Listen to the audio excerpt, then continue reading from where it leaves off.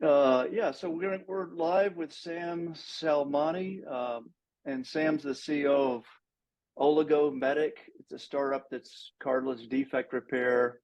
The product's called Joint Wrap outside the U.S. They've got a ton of clinical experience. It works, and I'm going to actually hand the mic over to Mark Maloney to give a proper introduction. Oh, well, thank you very much.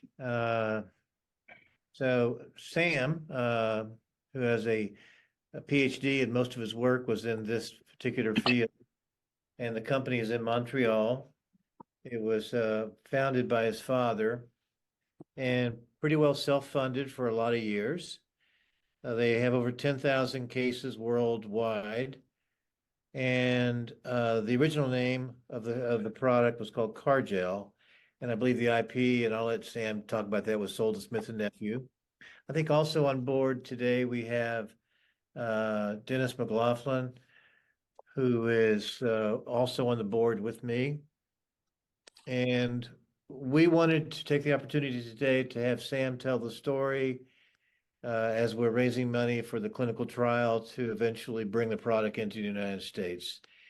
And so I would ask you guys to be as critical as you can and offer whatever advice or constructive or you have after the presentation. So Sam, the floor is yours. Excellent. Thank you so much. So let's get into the slides. So this is the team, already partially introduced by Mark Maloney. I believe we also have Matthias Schorhoff, who's my clinical advisor and working closely with me on our trial and our regulatory approach with the FDA. So thanks, Matthias, for joining. My apologies to Matthias for missing that. Sorry. No problem. Yeah. So as was said, we're focusing on cartilage repair. That's what our commercial product is doing. We do have a number of other projects in the company. We may not talk as much about that today, but we're very excited about those as well.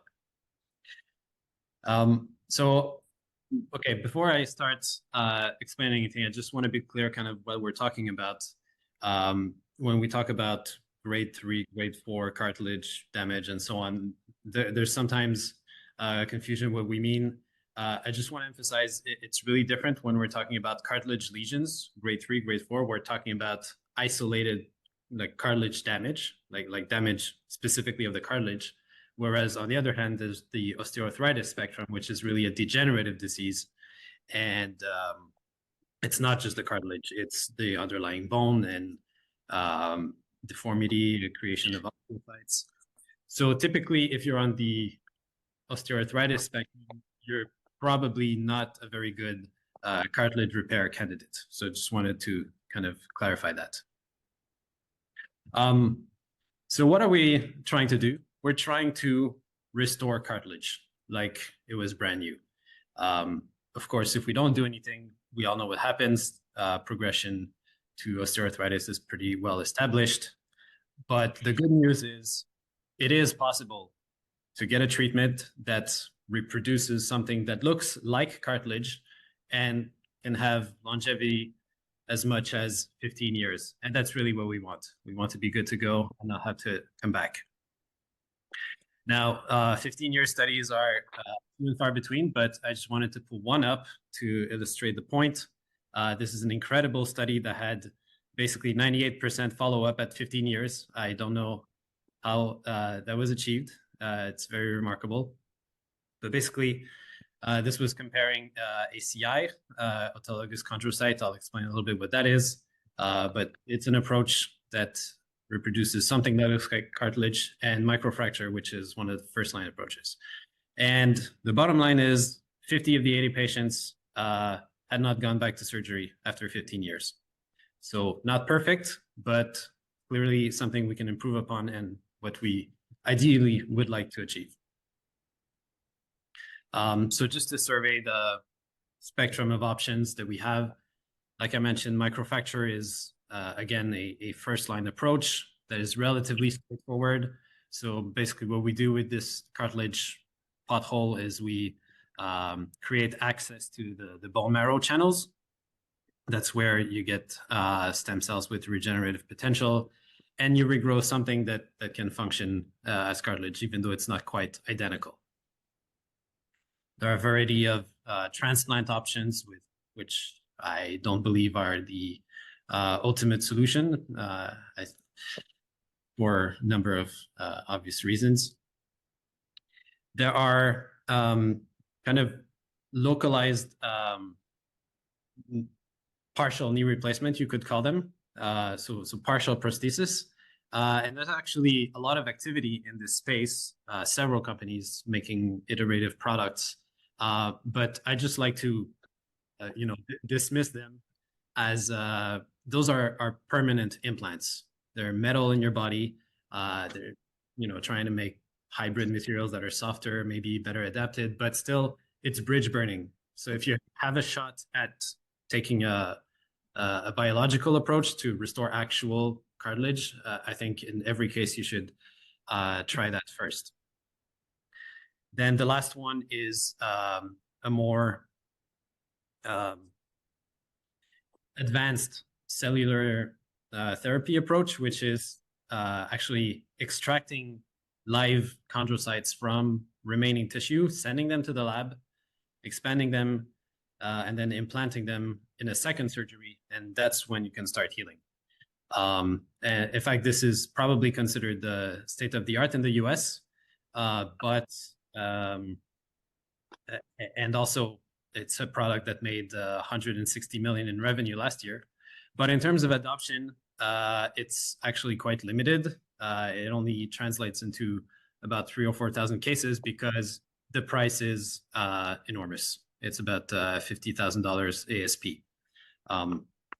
So obviously, a lot of potential to do better there. Hey, Sam, I would say one thing on your continuum of care. Yeah. There are some buttons now that are out there and they don't really burn much of a bridge. So they would kind of go in between the mosaicoplasty and the partial knee replacement. Right. So synthetic button. Synthetic button. Yeah. I may be a bit aggressive in dismissing everything as bridge burning, but I kind of, just in the replacement category. You should probably add that just to be complete. Yeah. Good point. And then the last bit on this slide is just kind of an idea of the procedure volumes. And it's really meant to show the total addressable market more than really trends in practice. That's not so much what I want to show here. I know the data is a little bit not recent, so that's not the point. The point is 80,000 microfractures per year. That's your patient pool. Whether the practice has shifted towards or away from microfracture is not so much the argument.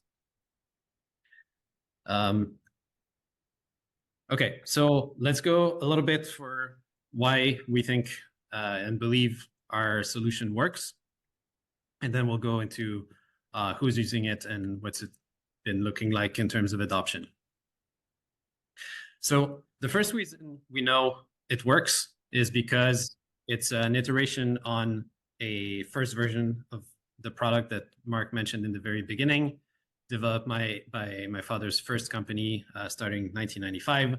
So lots of work has gone into this, a full state-of-the-art randomized clinical trial with 80 patients has demonstrated robust outcomes, which we'll go briefly over. And the way it works is basically it's an adjunct to the microfracture procedure. It's a scaffold that covers the clot that's created by the microfracture and just keeps those marrow elements in place and protects them in the early stages of healing. Now, great outcomes. It was bought by Smith & Nephew, but it was a little bit of a slow product. It took about 15 minutes to prepare and another 15 minutes to wait for it to set. It was pretty liquid, had to be mixed with the patient's blood. and that's exactly the design that the philosophy that came into the joint rep formulation, is streamlining all of that and making a breeze. So just quickly, the outcomes. What are you looking for? You're looking to repair the cartilage. So in terms of filling the cartilage defect, having the product on top of the microfracture or not makes a night and day difference. We'll just look quickly at let's say the proportion of the patients that got at least 80% filling. With the product, that's 95%. Whereas without the product, it was not even 80% of the patients that got at least 80% filled. And in terms of what it's actually filled with, so it's compared on MRI. The signal is compared to healthy cartilage as a reference. And you can see that the group with the product was basically twice as close to the healthy reference as without the product.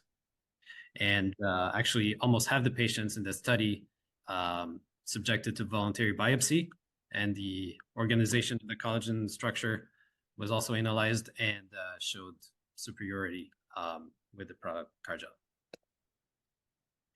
Now, what's joint rep? Again, it's basically streamlining all of this product, very similar materials and so on. But what you want to focus on is prep time, 1 minute instead of 10 to 15. Gelling time, it's a snap of finger, really 3 to 5 minutes, you're ready to close, as opposed to, again, 10 to 15 minutes or more. No need to mix with peripheral blood. Doesn't require a horizontal surface because it's viscous enough to kind of be applied in any configuration. And we're leveraging the level 1 evidence that the first product was able to generate. So just quickly in action, this is what it looks like. So here, microfracture was done already, and the fluid was removed from the scope. So now joint rep is being applied. You see the position is basically vertical. It's against the wall, but it doesn't drip. It doesn't need anything to stick. And yeah, once the surgeon's done applying, just waits a couple minutes for good measure and ready to close. So I would say that's probably the best part of it. And on the other side, just kind of what's happening, pretty simple. You get the bone marrow elements that are released into the lesion site and kept there by the gel.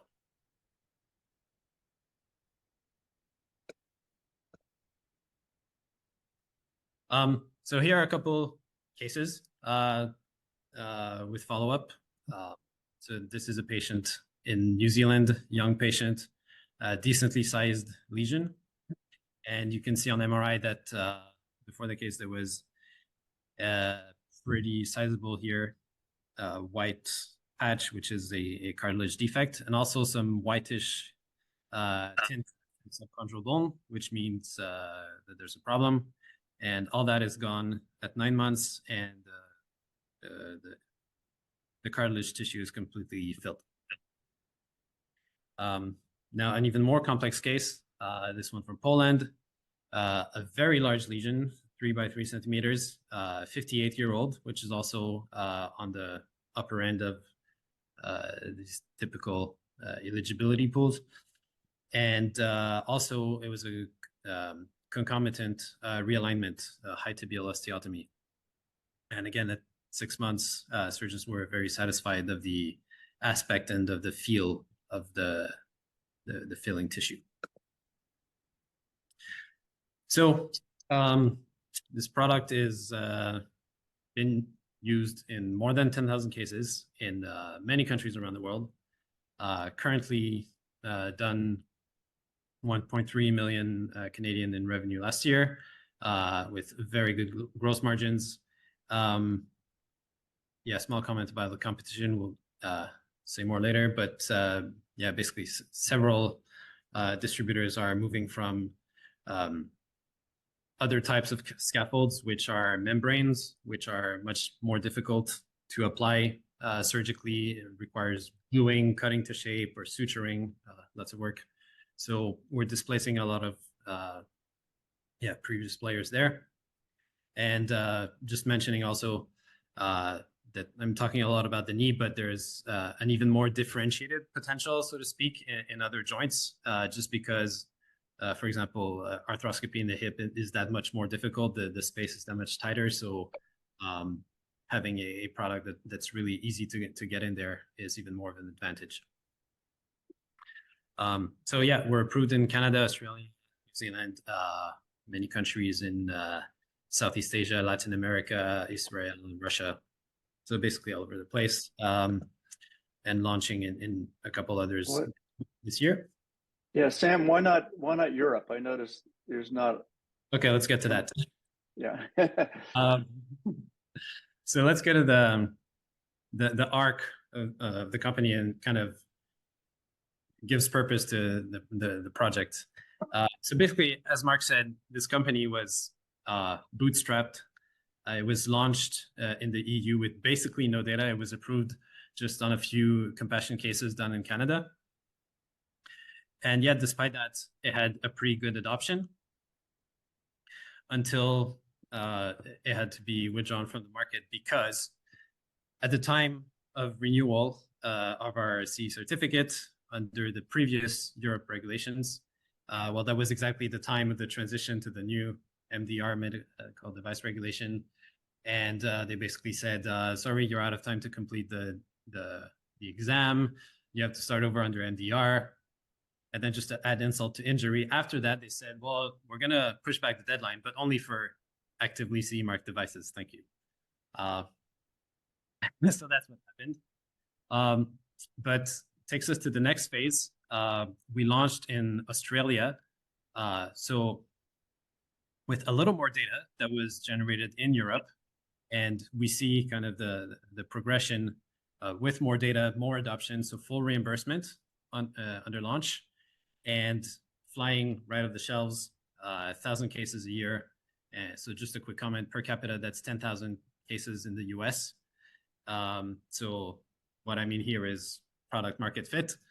And again, so what happens when it flies off the shelf? They start taking closer look at reimbursement, and they decided that the little data we had generated in Europe wasn't quite enough for the realities of their budget, which takes us to the next phase of the company. We got again, state-of-the-art trial going as a post-market study, but it's intended to be a regulatory registration study for all the markets that we're not in. Yeah, so we're targeting 158 patients, recruiting in Australia and Canada. Very strategic countries to do research in, very generous subsidies, very, functional research establishments. And in parallel, we're engaging with the FDA to be sure that we get alignment, that we're in the right direction, that eventually they can confirm the study protocol. We actually got breakthrough device designation in December, and closely with Matthias on this. And now we're in a sprint discussion to get initially high-level agreement and then to the meat. So we're targeting 2028 to get to the US market, but we're seeing a lot of value creation building in the meantime. First of all, the reason it's 2028 is because we know FDA wants to see 2-year follow-up data, which is a lot, but that's what it is. But we do definitely plan a readout at 1 year. I think a lot of the value is created then, so that's about 2026. So I do think you, first of all, get the opportunity to leverage that data for other markets like Europe or anywhere else. And second of all, it's certainly predictive of the outcome. So I think at that point, you can also become an acquisition target. And I know public markets are what they are these days, but I do think once the trial is clarified with FDA and recruiting at pace, it does become possible to at least see if there's an IPO window. So, well, thanks, Stu. So we've got a big group here with a lot of experience. So where's your pain, Sam? What can we help you with? Oh, well, we'll get to the money part. That's that's certainly what I'm focused on. Okay, so I had quick words on competition. So basically the top of the table is other scaffolds, basically kind of acting in a similar way. That's our international competition, and we're doing very well against them. So I only included those that have expressed intentions to file with the FDA here. Agili-C is an interesting one. We'll come back to it. I'll just say quickly. So there are allograft products that kind of are applied the same way, but they're on a different regulatory pathway. They don't require clinical data for approval, so typically they don't have that much. And then there's MACI, the autologous chondrocytes, which, like I said, are making a lot of money. So the reason Agili-C is interesting is because it's the most recent transaction in the space. And for those who have been following, they remember the bit of a story with Bioventus announcing an acquisition for $315 million upfront, but then seemingly not able to finance the acquisition. And then a year later, it was bought definitively by Smith & Nephew for $180 million upfront. And I'll just skip here to the money part quickly because I want to make the comment. So just note the exit mark here of 180 million. We're raising at a valuation of 16. So that's 10x potential for that scenario. Yeah, and again, MACI, that's the Vericells product. Like I said, they made 160 million last year with a very high sales price, and that's giving them a market cap of 2.5 billion. So that's 100x from where we are today. Yeah, so we have a pretty straightforward cap table since the company's been bootstrapped, only common shares, and we're raising only common shares. So everybody's on the same footing, no veto, no preferred, no nothing. We have a round open for up to 3. We are seeing a need for at least 500,000 in the near term to kind of go to the next phase of accelerating the trial. And 3 million is really the worst case planning that Tiger has been vehemently recommending in view of possible scenarios with FDA. So for example, we're budgeting for an additional GLP large animal study, which we don't know that FDA will require, but is in the realm of possibilities. So yeah, 3 million is our fully funded roadmap with leeway. And I do model just conservative growth for the sales internationally. I think there's potential for really a lot more. I'm not taking account into any qualitative impacts around data readout or any new major markets. So yeah, that's joint rep. Maybe I can pause here. I'll just go back to the beginning and mention that we do have other products in development, but I don't want to be speaking all afternoon. So maybe I'll stop here, maybe start the discussion and see where we take it. Yeah, go back to the FDA timeline slide 19. Yeah, that's a good place to stop. I'm sure there's people's heads are turning, so far away. That's a challenge. Yeah. How far would the 3 million get you, Sam? Into all the way. All the way. Wow, that's incredible. It seems light. It is. How many patients is that? It's 158. And so it's light for several reasons, several good reasons.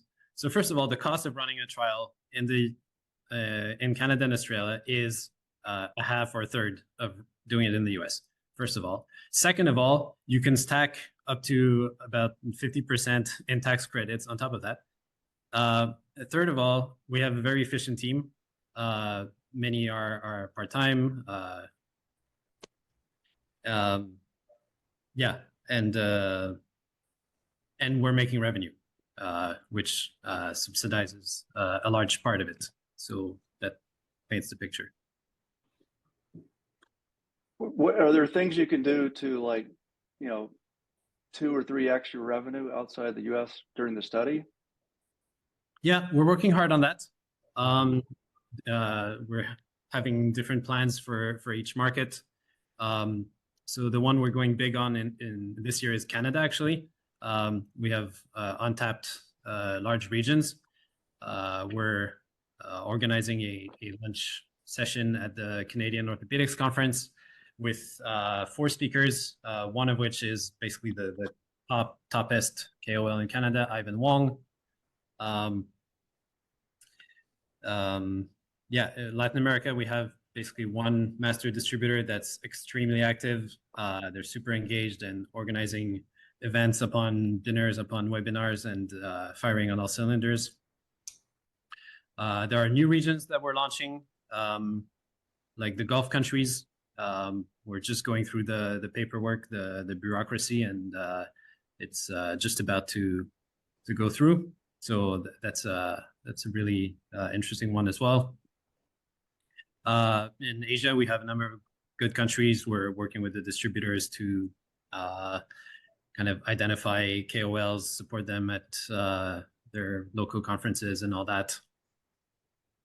And really, I just want to go back to the theme that this is what drives adoption, is more publication. We see this over here. Start with no data, a little more data, a little more adoption, and to me, that's how it snowballs. Got it. Yeah, Mauricio's the first one to raise his hand. Can we hear you, Mauricio? Oh, he froze. Oh, Mauricio, can you hear us? All right, we'll come back. I see my old friend Emanuele. He's an expert in knees and clinical studies, so I'm dying to hear Emanuele's first thoughts. So am I. First of all, hi to everyone. I'm curious. So it is my understanding you would like to use the Canadian-Australian study to file for the FDA review and approval. I'm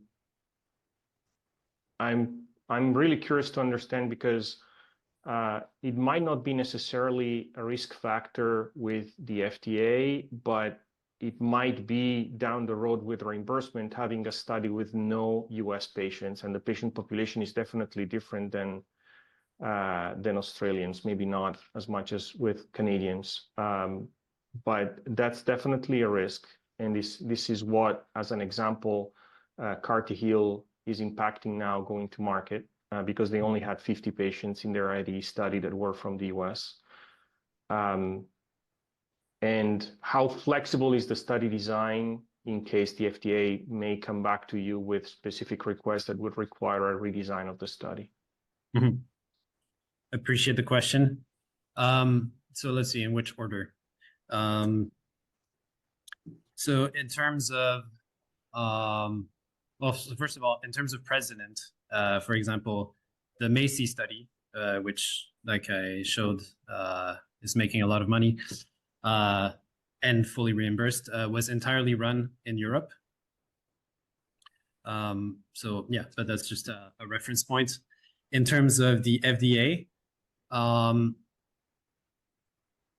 I don't really expect a very high chance that they require US sites.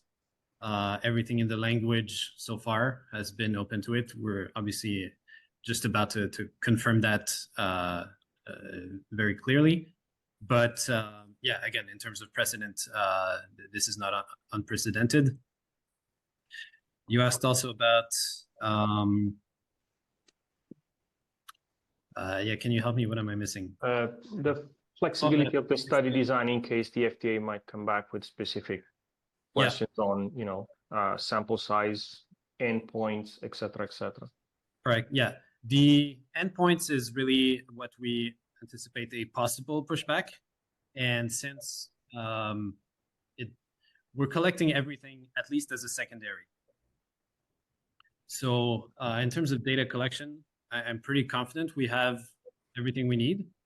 We haven't done any interim analysis so far. So revising anything about the study hypothesis still doesn't invalidate any of the statistics. So really, that's kind of the range we're playing in. Good, yeah, good questions. Tom is up next. Hey, Sam, congratulations. It sounds like you're making great progress. I'm in that same business. We approach it differently. We focus on the bone. So that's where we work our way from the bone up to the cartilage. So I have a number of questions. Does your product, does it integrate with the surrounding native cartilage? Yes, and that's the beauty of it. In fact, that's one of the parameters of the MRI score in the secondary, the MOCART score, that looks at integration.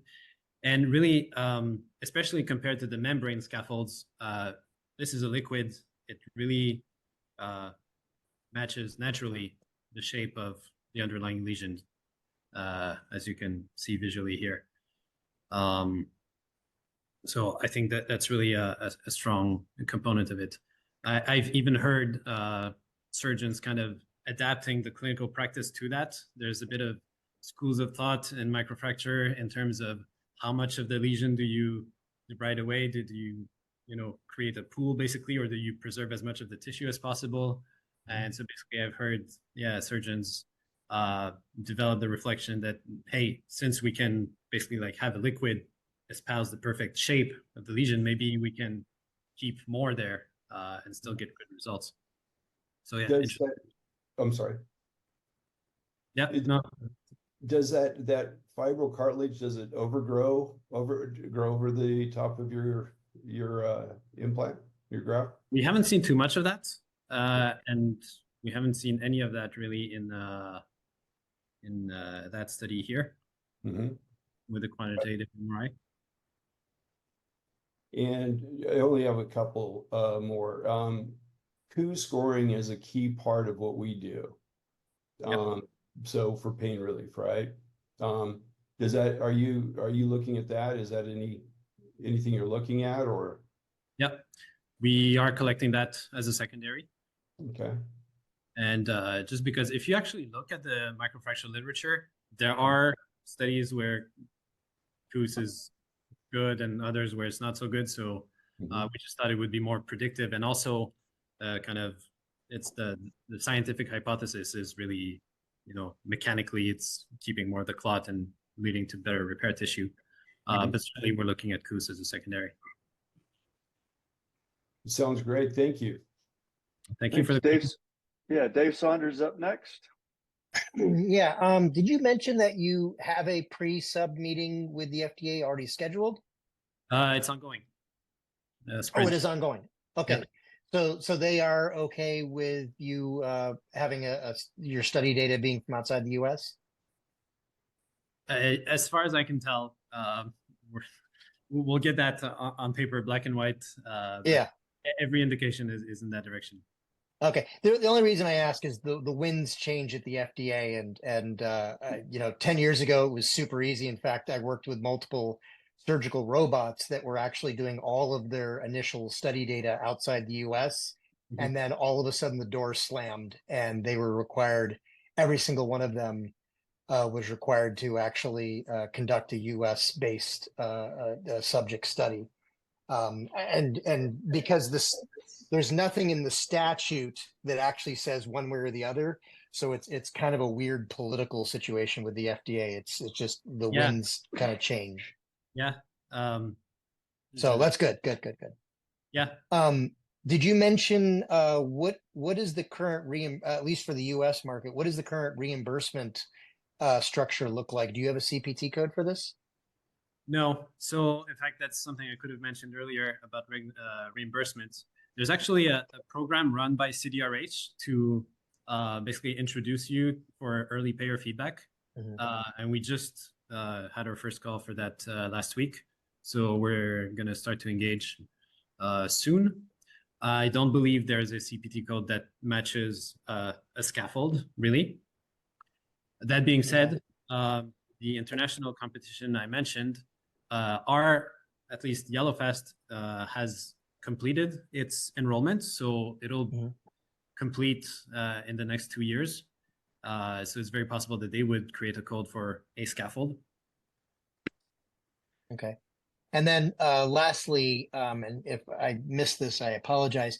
Is this a 510K or a de novo? So far, we've been talking about de novo. Again, that'll probably be confirmed when we finish the sprint discussion. Okay. Good stuff. Mauricio's up next.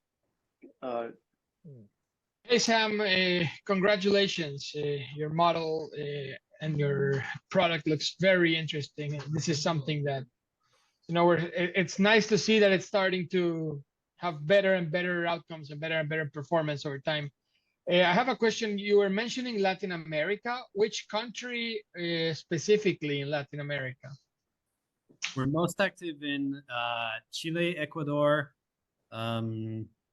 Peru, Panama, and we launched in Mexico this year, so that's growing very fast.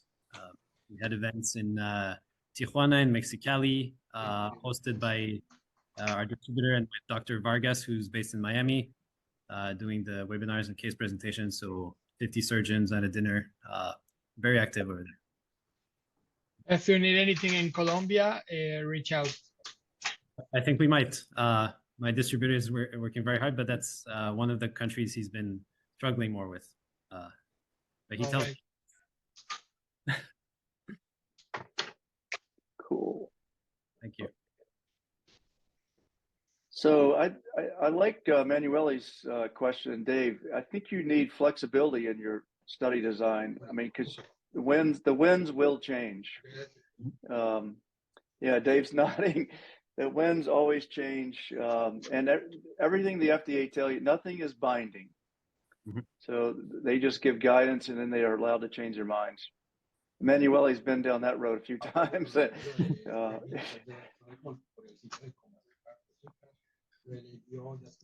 So you may need more than 3 million. And the code, I mean, we've talked about CPT codes. You really can't start too early, fighting for your codes, and it's not cheap either.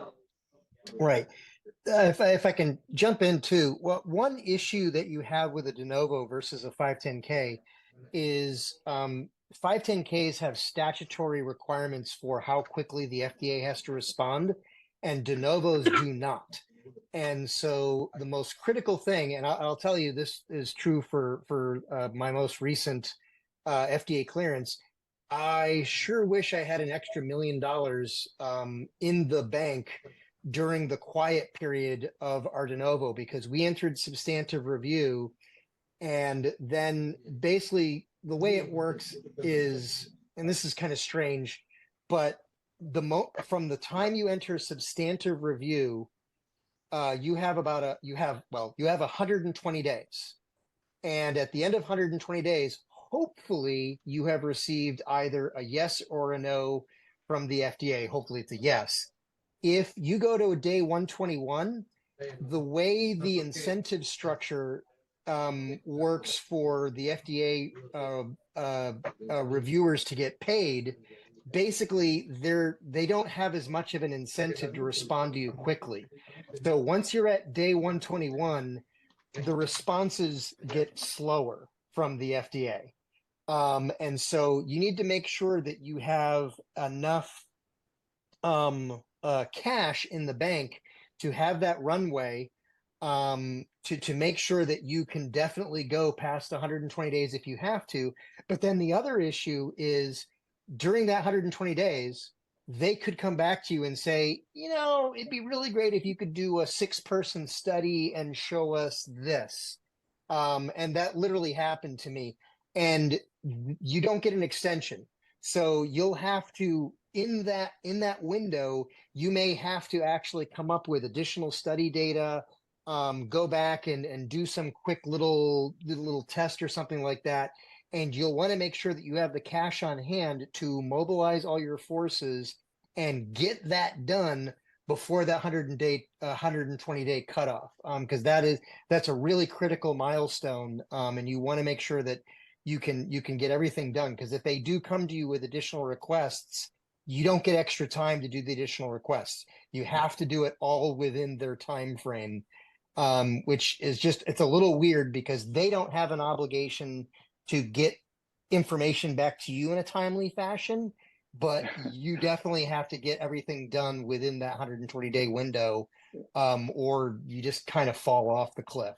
Yeah, appreciate the comment. I guess that's I'm fortunate to be having revenue, so at least at that point the study is over. We don't need to fund anything, so we just need to kind of keep going. Understood. I don't know if you remember by heart. Well, so first of all, was your device breakthrough also, or?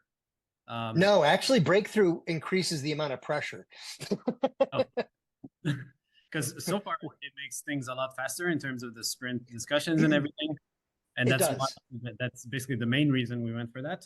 But yeah. I don't remember by heart the impact on the submission timeline. Yeah, breakthrough status, and this is stuff that was explained to by my regulatory attorneys. Breakthrough status definitely gets you a nice little bit of rocket fuel in the beginning, but once you're in substantive review for de novo, you don't really get a lot of special treatment, even from having the breakthrough status. At least that's what was explained to me by our attorneys. Okay, good stuff. All right, Dr. David Kay. Yeah, hi. Nice presentation. I guess I'll flip the camera on here. Nice presentation. I do have a few comments, a few questions. Maybe go back to the last slide, and then we'll hit on this one. So the one that showed all the different products. I guess I can speak as somebody who's actually used these products. De novo is a real issue. It's pediatric cartilage, so that basically means kids who've passed away and then their joints are harvested. So you feel a little ghoulish when you use it, and it's also very limited. I'll schedule a case and it may not be available. So that's a problem. Biocartilage is part of the Arthrex machine.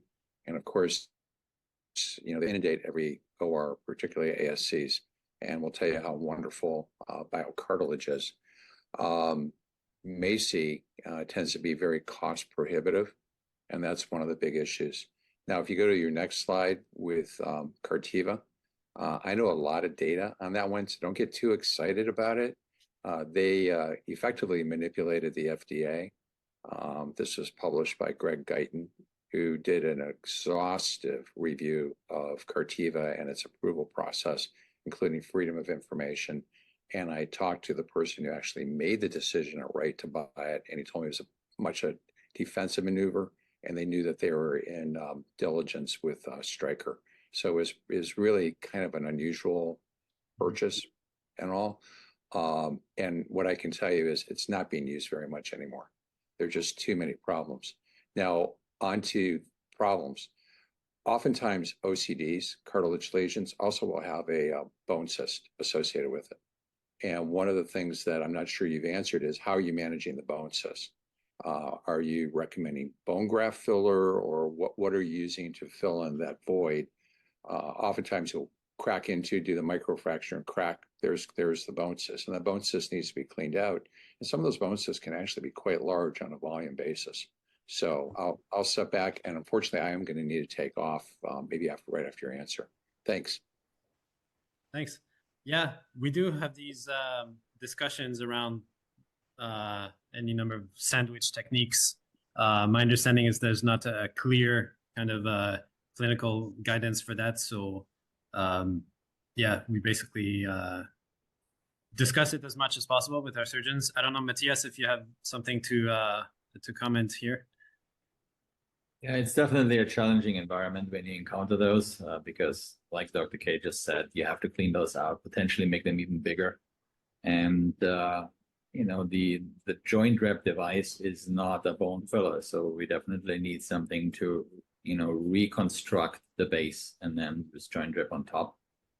There's very limited case presentation or case experiences, so we're just at the beginning of this to explore this further. So one other thing I will add in, one of my partners in my ventures is Ned Amendola. So Ned's going to be coming in as AAOS president, but he also is past AOSM president. And probably about 7-8 years ago for arthrosurface, he was looking at the talus in particular. So on the knee, you pretty much have a flat surface. It has a bit of a curve to it. However, in the ankle, it's more along a shoulder, which is a 90-degree angle. And arthrosurface is looking at metallic replacements, and he found that if it was off by 1/4 millimeter from a perfect fit, it actually changed joint mechanics. And of course, we're all going, we can't do 1/4 millimeter. But in the lab, that's what he was saying. So precision of fit, especially when you're dealing with defects, is just incredibly important for proper joint mechanics. So thanks, but and Ned's a great guy, by the way. He's also Canadian. He is a great guy. I've worked with him during my years of arthrosurface. I actually worked extensively in the talus with Nick Van Dyke on that, and so we had a lot of experience with that in Europe and tried to get it into the US, but that was also very difficult. Sam, does the joint rep surface conform to the other joint?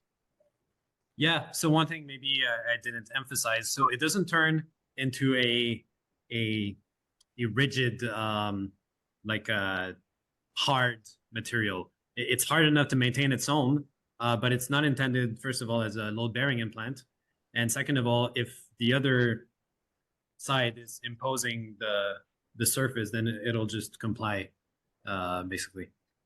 So that's good. So self-conforms. That's kind of good.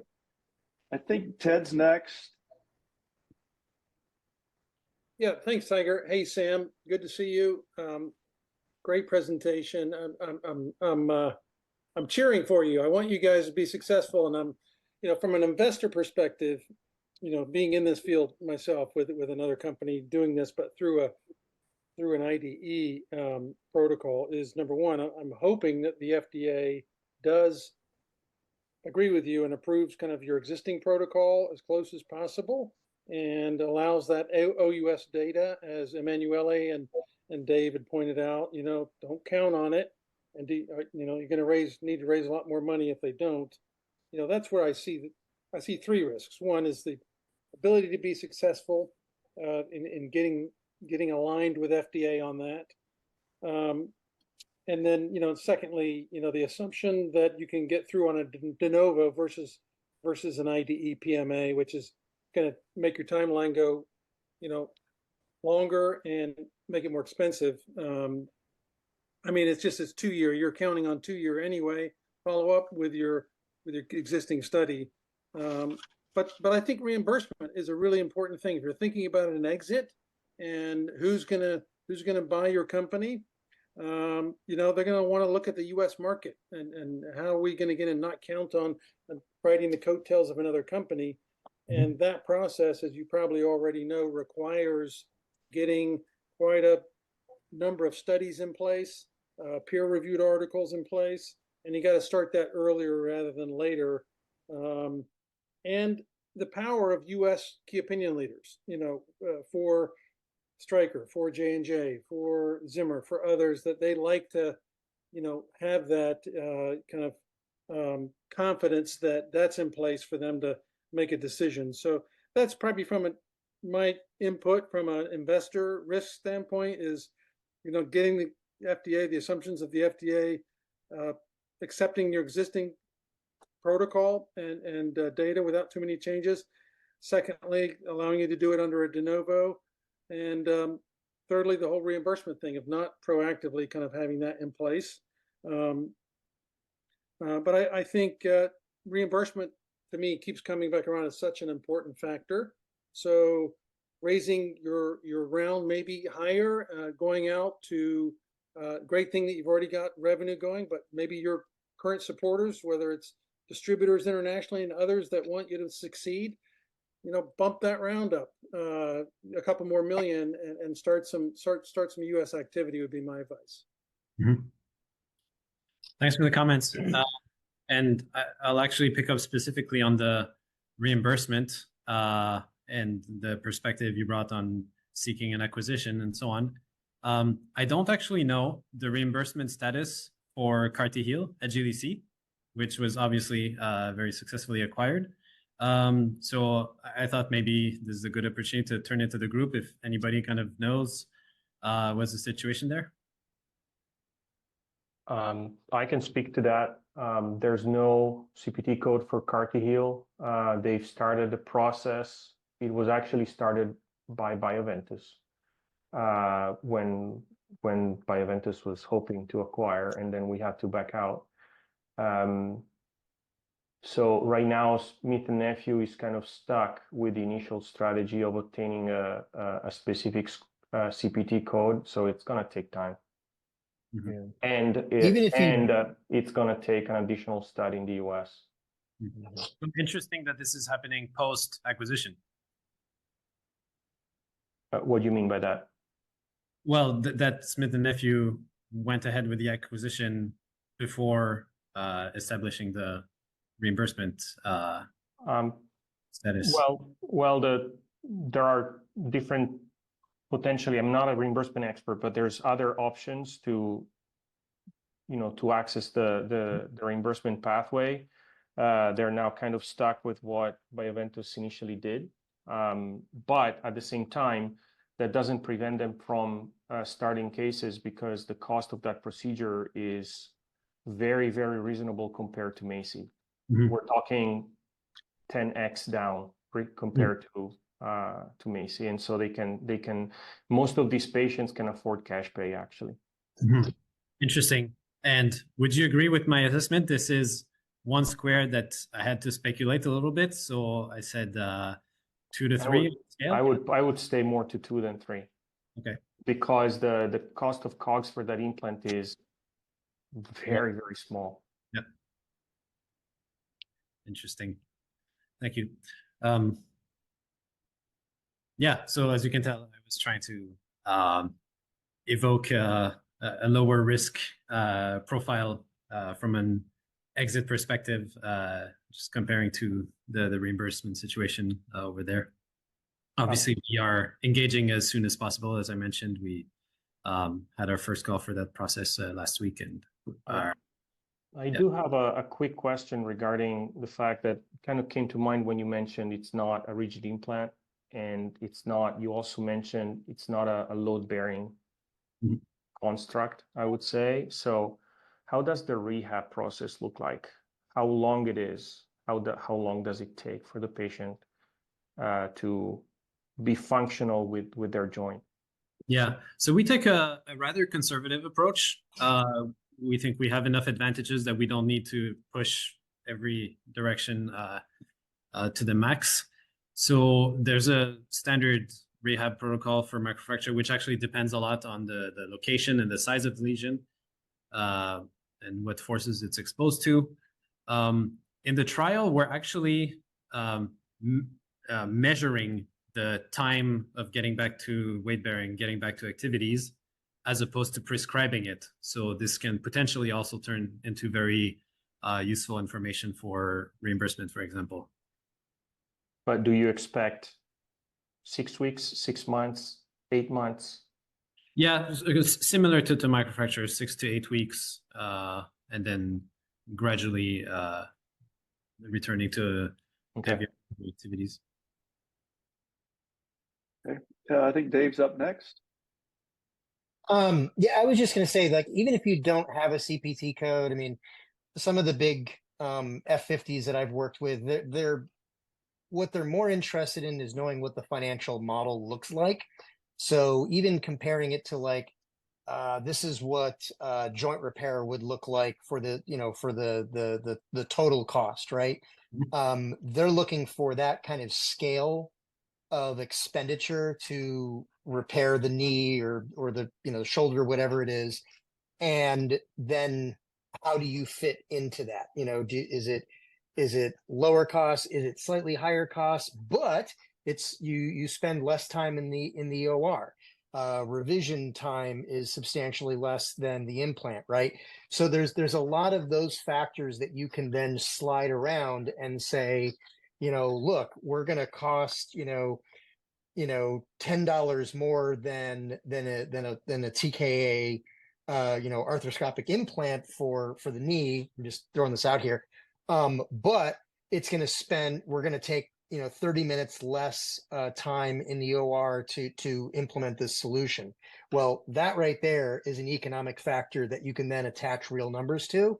And that's what these folks are going to be looking like. Johnson & Johnson, they look at timelines in terms of like 5 to 7 years. So they're not, the thought that we don't have a CPT code, but 4 years of post clearance observation is going to give us the data we need to get a CPT code from the payers, that sort of thing. That's standard operating procedure for them. They don't really care about that. So it's as long as you've got a financial model that makes sense, that's really going to be the thing that's going to sell this into VCs as well as your strategic CPT code. It's great to have. Everybody's going to ask it. All VCs ask about the CPT code because it's the question that they can remember. Not ripping on any VCs if they're on this call. But they're gonna ask the simple question first. And if you just pivot from no, but this is what the financial model looks like, that's really the answer that they're looking for. So that's fine as long as you can figure that part out. Yeah. And I think that's a beautiful place to end it. So I'll mention for the first generation product, there is a pharmacoeconomic study out there, and it's basically based around treatment survival. And they show that cost savings after so many years. And our top KOL, Canadian Ivan Wong, that I mentioned, has mentioned to us that so he's used the product in the hip a lot, and so it turns out Smith & Nephew has removed the product Cargel from the market, couldn't compete with Joint Rep. But so he told us that he's sitting on data going out to 5 years, 10 years, comparing the difference in survival, and unbelievable. So we actually are pretty excited to see that and make that argument. Well, this has been excellent. It's been a solid hour. If there's no additional comments or questions, we can end it here. Anybody else? I'd like to say thanks and for this very, very knowledgeable and expert group listening to the story. And we're trying to figure out a way to sharpen the story. And I think what I'm hearing is raise more money and watch out for the FDA. So Yep, and work on those CPT codes early. Yep. And get them work on reimbursement. And I've also, in my crappy introduction, I neglected to mention that Matthias is also a physician, and we're very fortunate to have him on the board. Thanks a lot, Tiger. Thanks, everybody. This has been great. Thanks, everyone. Thanks, Sam. Thank you. Thanks, Dennis. See you all later. Thank you. Bye. See you guys next week.